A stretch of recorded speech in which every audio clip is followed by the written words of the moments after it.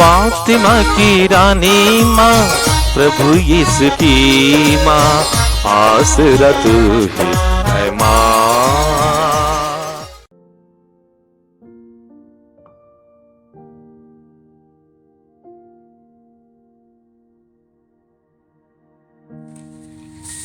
पहला पाठ विधि विवरण ग्रंथ, अध्याय 4, पद संख्याएं 1 और 5 से 9 तक।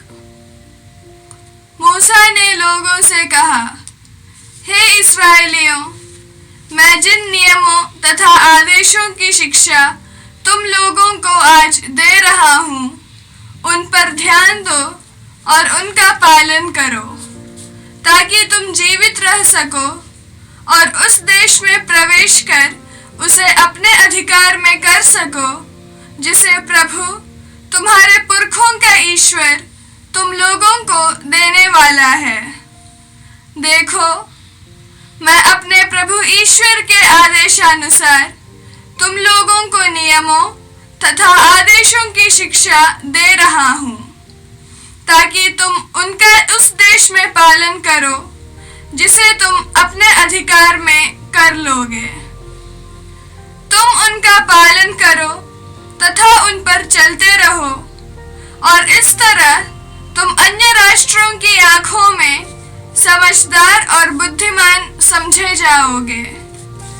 जब वे उन सब आदेशों की चर्चा सुनेंगे तो बोल उठेंगे, उस महान राष्ट्र के समान समझदार तथा बुद्धिमान और कोई राष्ट्र नहीं है, क्योंकि ऐसा राष्ट्र कहाँ है जिसके देवता उनके इतने निकट हैं, जितना हमारा प्रभु ईश्वर तब हमारे निकट है जब जब हम उनकी दुहाई देते हैं।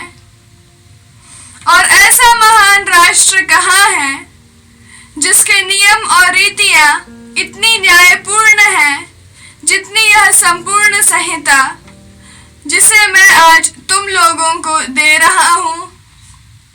सावधान रहो, जो कुछ तुमने अपनी आंखों से देखा है उसे मत भुलाओ, उसे जीवन भर याद रखो और अपने पुत्र पौत्रों को सिखाओ। यह प्रभु की वाणी है। ईश्वर को धन्यवाद। भजन अनुवाक्य, हे यरूशलेम, प्रभु की स्तुति कर। हे यरूशलेम, प्रभु की स्तुति कर। हे यरूशलेम, प्रभु की स्तुति कर। हे सियोन, अपने ईश्वर का गुणगान कर। उसने तेरे फाटकों के छड़ सुदृढ़ बना दिए, उसने तेरे यहाँ के बच्चों को आशीर्वाद दिया।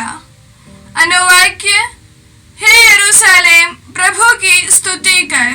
हे यरूशलेम, प्रभु की स्तुति कर। वह पृथ्वी को अपना आदेश देता है, उसकी वाणी शीघ्र ही फैल जाती है।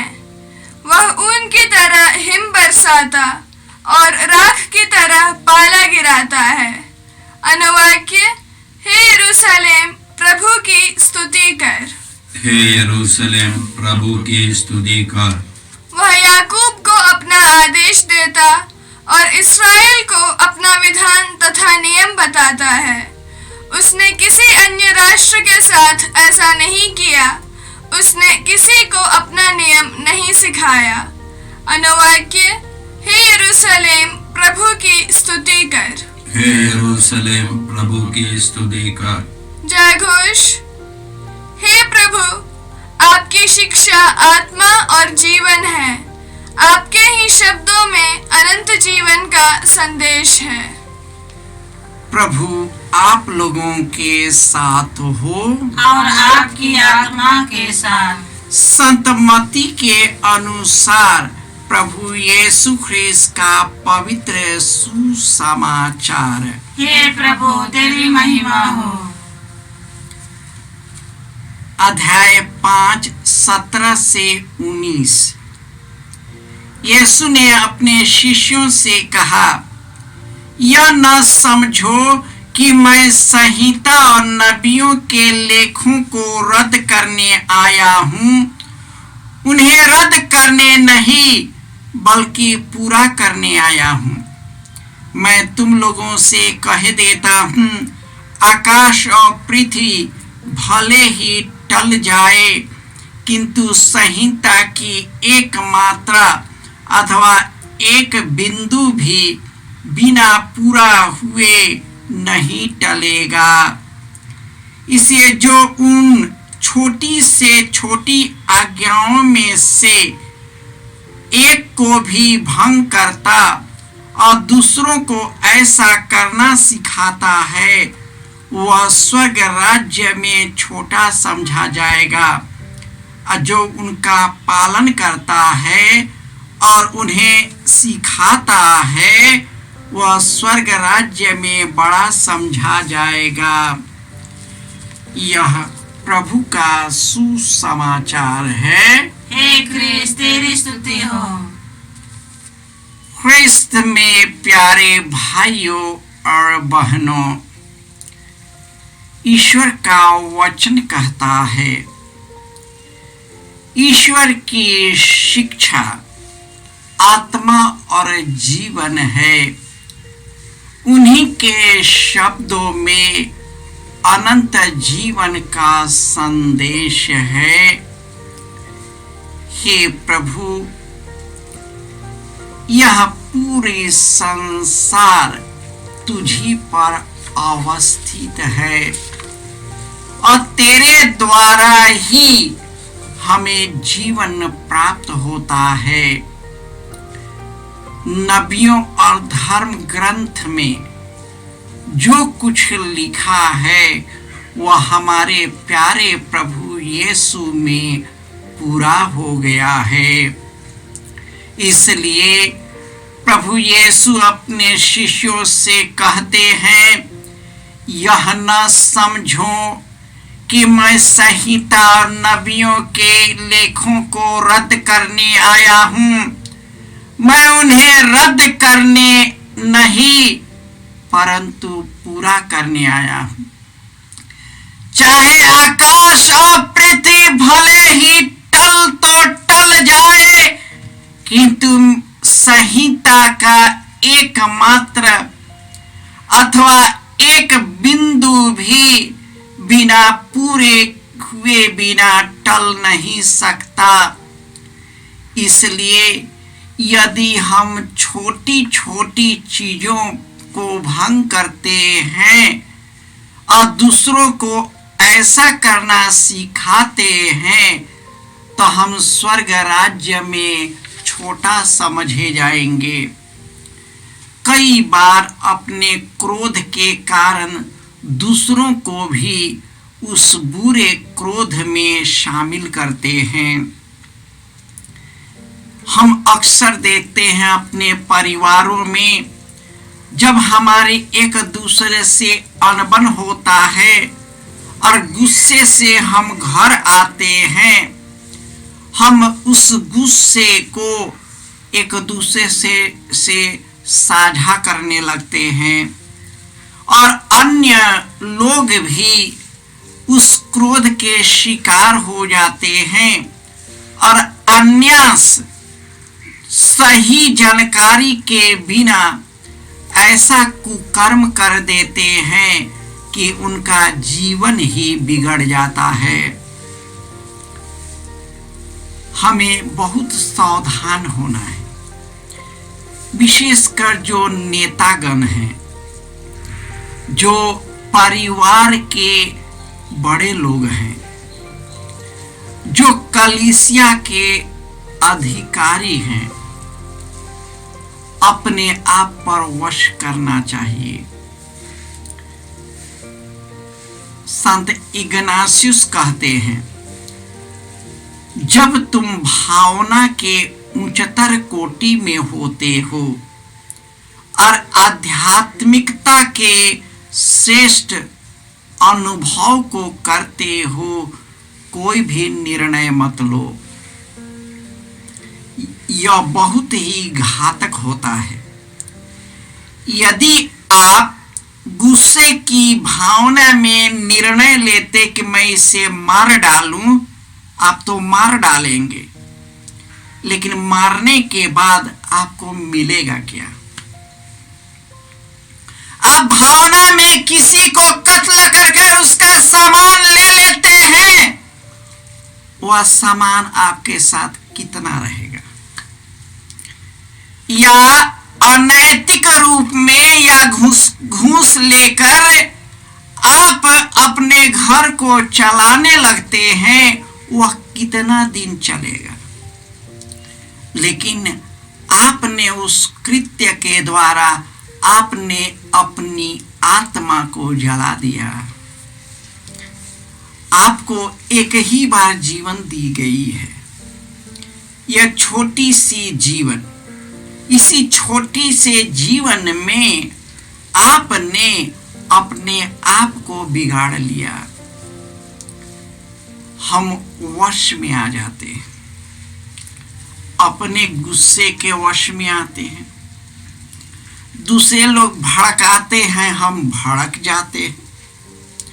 अक्सर देखते हैं एक समुदाय दूसरे समुदाय में अनबन है, हालांकि एक ही व्यक्ति लड़ा है, लेकिन सभी समाज के उस समाज के व्यक्ति उसके पक्ष में, इस समाज के व्यक्ति वे जानते हैं कि गलती क्यों है, क्योंकि वे अपने हैं, इसलिए हम गलत का भी साथ देते।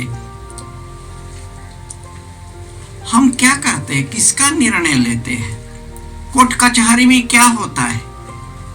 पैसा फेंकिए, तमाशा देखिए। कितने का आज न्याय मिलता है? कितने लोग को सताए जाते हैं? किसका निर्णय होता है? किसका न्याय होता है? ईश्वर न्याय प्रिय और दयालु है, याद रखिएगा। आप कोर्ट कचहरी में पैसे देकर आपके कुकर्मों को तोप सकते हो, लेकिन जो आपने कुकर्म किया है उससे तू नहीं बच सकते। एक ही रास्ता, पश्चाताप करो और सुसमाचार में विश्वास करो। बिना पश्चाताप किए और बिना ईश्वर के पास लौटे हमारी मुक्ति नहीं है। जब हम शुद्ध हो जाते हैं, हमारी हृदय से वेदना निकल जाती है, हम पूर्ण बन जाते हैं। इस 40 काल में हम अपने अंदर के सभी कुकर्मों को निकालते हैं, जो हमारे जीवन का बहुत बड़ा बाधक है, हमारे परिवार का बहुत बड़ा बाधक है। हम जो गलत गलत रीतियों को ले लिए हैं, गलत गलत कार्यों को करने लगे हैं, गलत गलत बुराइयों में फंस गए हैं, यह समय है उन सब चीजों से निकलने के लिए। जब आप प्रार्थना, उपवास और तपस्या करेंगे, यह शैतान निकलेगा। आप सोचेंगे कि बिना प्रार्थना में बिताए उपवास रहें करेंगे और अपना काम यूं ही कर, इससे कोई फायदा नहीं।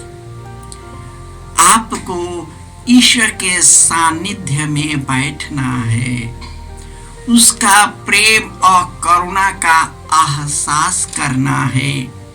जब उनका प्रेम और दया करुणा आप में बरसने लगेगी, आप बदल जाएंगे, आप क्षमाशील बनेंगे, आप दयालु बनेंगे, आप करुणामय बनेंगे।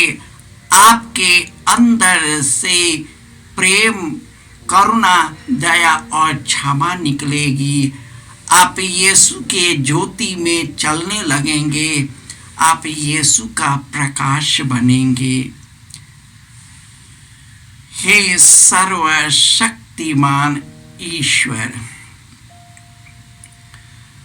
तूने हमें इतना प्यार किया कि तूने अपने इकलौते पुत्र को अर्पित किया, जिससे जो कोई उसमें विश्वास करे उसका सर्वनाश न हो।